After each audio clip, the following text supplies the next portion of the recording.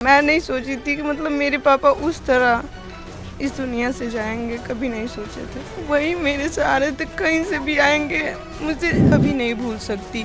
मेरे लिए मेरे घर में खाना बना कर भी मुझे बाहर रखा उन्होंने बनाया। और जो तांडव आपने देखा बिहार में, खौफनाक तांडव, इसे कहे कि नरसंहार, खुलेआम खूनी खेल और प्रशासन चूरी पहनी हुई, वजह चंद टुकड़ों में बिक जाना ऐसे ऐसे थाना प्रभारी का। दूसरे से भीख मांग रहा है कि मेरे पिता के लिए इंसाफ चाहिए। अभी तक नहीं मिला। हमें सिर्फ इंसाफ चाहिए अपने पापा के लिए, यही भीख मांग रहे हैं और हमें उनसे कुछ नहीं। प्रशासन की तो बहुत कमियां हैं, हमारे बिहार में प्रशासन की कमियां हैं। तो फिर अभी 20 साल में क्या नरसंहार आपने देखा था? ये जो नरसंहार आपके ऐसा घर में नहीं देखी थी मैं कभी, नहीं अपने लाइफ में, पूरे लाइफ तक नहीं देखी कि कोई सोचिए, मतलब किसी को भी नहीं छोड़ेगा वो, किसी को भी।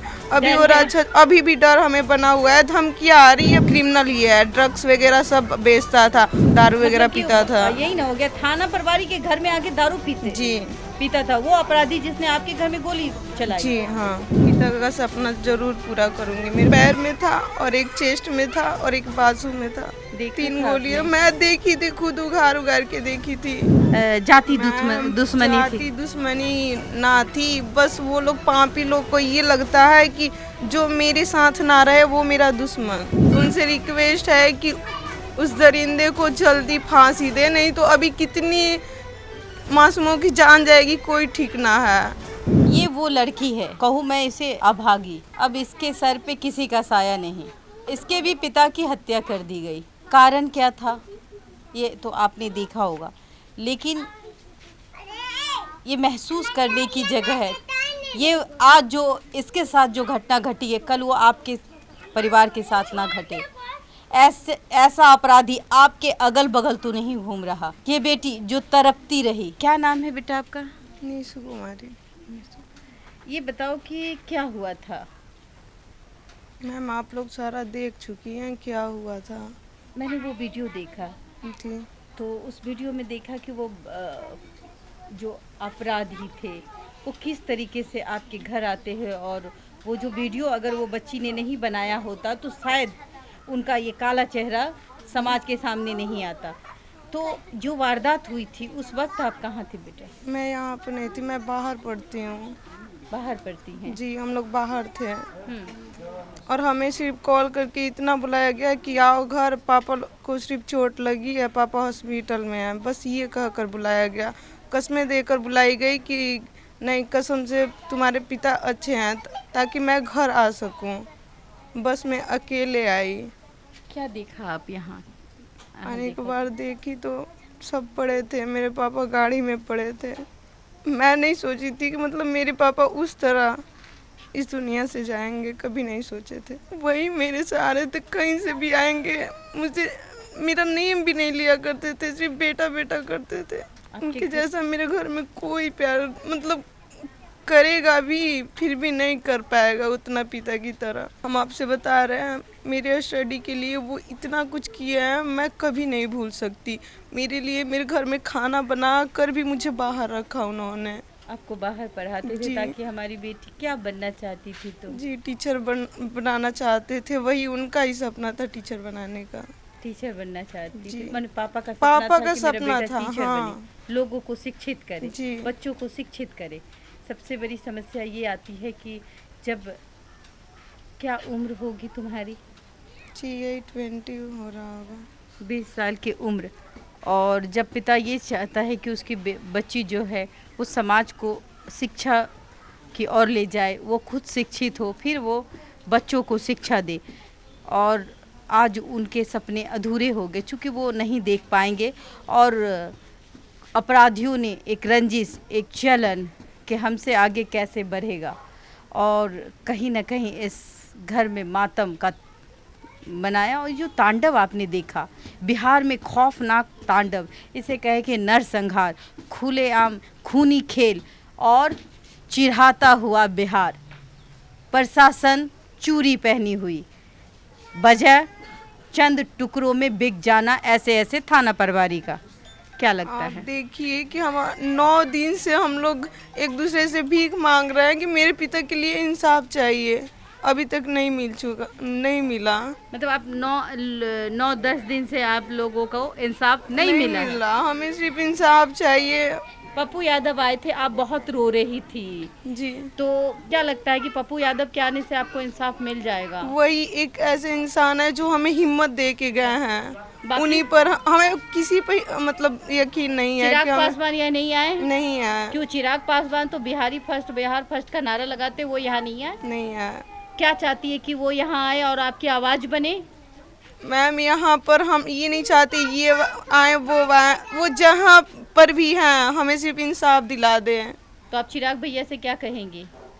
हमें सिर्फ इंसाफ चाहिए अपने पापा के लिए, यही भीख मांग रहे हैं और हमें उनसे कुछ नहीं चाहिए। नीतीश कुमार जो कि खुद जो लॉ एंड ऑर्डर है उनके हाथ में होता है, आखिरकार ये जो वारदात हुई, कहीं ना कहीं आपको लगता है कि प्रशासन की कमियां रही जिसके वजह से आज आपके प्रशासन पापा की तो बहुत कमियां हैं, हमारे बिहार में प्रशासन की कमियां हैं। अगर हमारी प्रशासन ऐसी नहीं होती तो वो क्रिमिनल बहुत पहले ही मतलब मुझे लगता है कि अपना हाल सुधार लेता, अगर प्रशासन बढ़िया होती तो नीतीश कुमार तो कहते हैं कि 20 साल पहले ऐसा था क्या जी, 20 साल पहले बेटियां ऐसे घूमती नहीं थी, फिर अभी 20 साल में क्या नरसंहार आपने देखा था? ये जो नरसंहार आपके ऐसा घर में नहीं देखी थी मैं कभी, नहीं अपने लाइफ में, पूरे लाइफ में तक नहीं देखी कि कोई किसी के घर में ही आकर और 3-5 मर्डर कर दे। वो 5 का आप सोचिए कि मतलब वहाँ पर जितने लोग थे उतने का मर्डर करता। अगर वो आप लोग भी रहती तो आप हमें भी करता। कुछ तो बच्चियाँ छत पर वीडियो बना रही थी, उसकी तरफ भी आया था।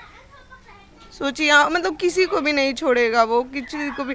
अभी और अच्छा अभी भी डर हमें बना हुआ है, धमकियाँ आ रही है बार बार की जो भी बच्चा है उसको भी साफ करके जाएंगे। मतलब धमकियाँ आ रही है। तो क्यों आप जो पटना में बैठे, राजधानी में बैठे हैं, चाहे पक्ष हो चाहे विपक्ष में जिनकी सरकार है, आप सरकार को क्या कहेंगी?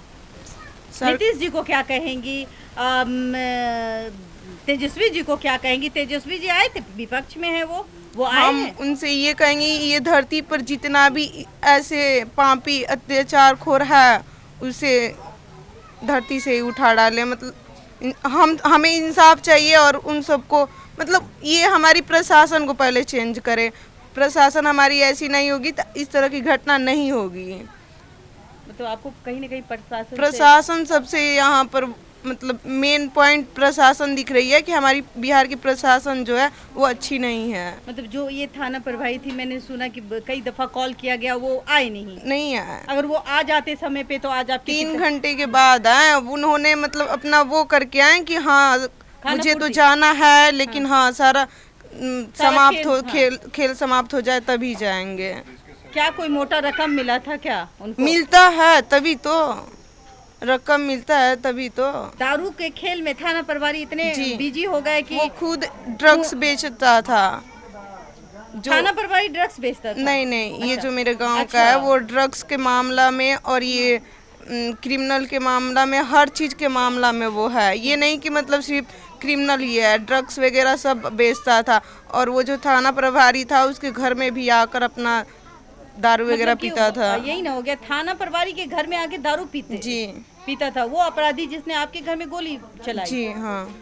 अगर वो वीडियो आप लोगों ने नहीं बनाई होती तब तो यही तो गॉड की वो है। गॉड भी चाहते हैं कि वो पापी सब हटे, तभी तो हमारे घर में आकर हमारे पापा लोग, नहीं तो वो लोग का शायद पहले ही अगर कहीं और मारता तो हमें सबूत भी नहीं मिलता। गॉड भी चाहते हैं कि वो धरती पर पापी ना रहे।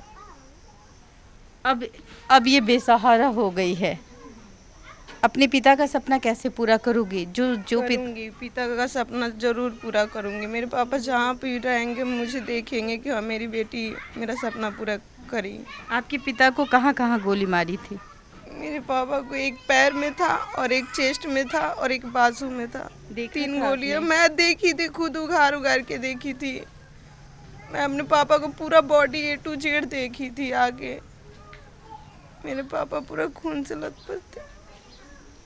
आज कभी नहीं सोचे थे कि उस तरह मेरे पापा का हो सकता है। कोई नहीं, मेरे पापा तक भी नहीं सोचे थे कि मुझे उस तरह की मौत मिलेगी। क्या मकसद रहा होगा, क्या ऐसा चीज़ था जो अचानक से, ये अचानक वाली बात थी या पहले से कोई जाति दुश्मनी थी? जाति दुश्मनी ना थी, बस वो लोग पापी लोग को ये लगता है कि जो मेरे साथ ना रहे वो मेरा दुश्मन। मतलब पहले आपकी फैमिली जो थी वो उनके साथ रहती थी? पहले रहती थी, पर इन पापियों का अत्याचार देख के ये लोग छोड़ दिए उसका साथ, वोट देना भी छोड़ दिए। मुखिया पंचायत से वो रंजिश था जो मैं वोट से, मुखिया से हार गया इलेक्शन जी, तो इसकी वजह आपके परिवार वाले होंगे। हाँ, तो वो जितनी भी पदे पर था मेरे घर का कोई वोट देना नहीं दे रहा था, छोड़ दिया देना, और उसके साथ भी रहना छोड़ दिया। तो उन लोग का है कि जो मेरे साथ ना रहे वो मेरा दुश्मन बन गया। जो अभी मेरे घर में है, मतलब मेरे गांव में, उसके साथ कुछ ना नुकसान पहुंचा था। पापा याद आते हैं? पापा याद आते हैं, आप कह रही है। पापा किसके नहीं याद आएंगे, जीवन भर याद आएंगे। क्या चाहती हैं ऐसे लोगों को अभी जब वो कानून के पंजे से वो आज़ाद घूम रहे हैं, ऐसे लोग बेखौफ घूम रहे हैं, वो अभी 10 दिन हो गए हैं नहीं पकड़ आए हैं, तो क्या गुहार लगाती है नीतीश जी से आप? नीतीश जी से रिक्वेस्ट है कि उन आतंकवादियों को जल्दी पकड़े। नहीं तो आतंकवादी तो वो है नहीं, वो तो दहशत कहा जाएगा। जो भी ये बड़ा क्रिमिनल है ना, उसे वही कहा जाएगा। उस क्रिमिनल घर के आतंकवादी हैं जो घर में घुस करके महिलाओं और बुजुर्गों पर गोली चलाते हैं, घर में घुस के। तो उनसे रिक्वेस्ट है कि उस दरिंदे को जल्दी फांसी दे, नहीं तो अभी कितनी मासूमों की जान जाएगी कोई ठीक ना है। अच्छा, जो को जान जाएगी। देखिए, ये एक बिलाप इस घर का है और ये बार बार गुहार लगाती हुई नज़र आ रही है। फिलहाल प्रशासन से अनुरोध है, खास करके माननीय एसपी महोदय से, बक्सर के 10 दिन हो गए, आपने अभी तक एक आरोपी, इनका कहना है, नहीं पकड़ा। वजह क्या है, कारण क्या है? वो यहाँ खुलेआम धमकी दे रहा है, इन बच्चों को मारने की धमकी दे रहा है। माननीय एसपी साहब से निवेदन है कि जल्द से जल्द ऐसे आरोपी को पकड़ा जाए और इन पे कार्रवाई हो, फास्ट ट्रैक के तहत इनको सज़ा भी मिले, तभी ये बिहार में जो महिलाएं और बच्चे हैं वो सुरक्षित रहेंगे। मोदी जी का ऑपरेशन सिंदूर, अब बिहार में कहीं ना कहीं ऑपरेशन सिंदूर की बारी आ रही है।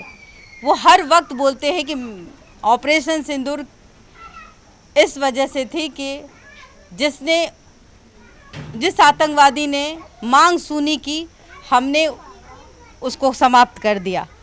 जाहिर सी बात है, ऑपरेशन सिंदूर, अब घर घर सिंदूर भेजा जाएगा। बीजेपी घर घर सिंदूर भेजने जा रही है, लेकिन ये घर जहाँ सिंदूर ऑलरेडी हट चुका है, यहाँ सिंदूर भेजेंगे, कैसे भेजेंगे मोदी जी? आप कहते हैं कि सिंदूर हम घर घर पहुँचाने जा रहे हैं और बिहार में सिंदूर मिटाया जा रहा है, और यहाँ 3 सिंदूर ऑलरेडी मिट चुकी है, 3 परिवार बेघर हो चुकी है, 3 परिवार के बच्चे अनाथ हो चुके हैं। तो सिंदूर आप जब यहाँ पहुँचाएंगे तो ये ज़रूर देखिए कि यहाँ जिसने सिंदूर मिटाई वो खुलेआम आज 10 दिनों से घूम रहा है। अगर आप चाहते हैं कि इस परिवार को न्याय मिले, इस परिवार में सिंदूर का बदला लिया जाए, तो ऑपरेशन सिंदूर इसी तरीके से बिहार में भी कराए। जो घर में जो तांडव मचाते हैं ऐसे अपराधी, जो कानून को मजाक समझते हैं, कानून को खेल बनाते हैं, थाना को जेब में रखते हैं, चंद पैसों से थाना बिक जाती है। कई ऐसे केसेस हमारे भी सामने आते हैं जिसका नतीजा ये रहता है कि उसके कदम बहकते हैं, यानी अपराधी के कदम बहकते हैं, वो अपराध को चुनौती देते हैं और अपराध को अंजाम देते हैं, जिस तरीके से आज इस अहिया गांव में अंजाम दिया गया।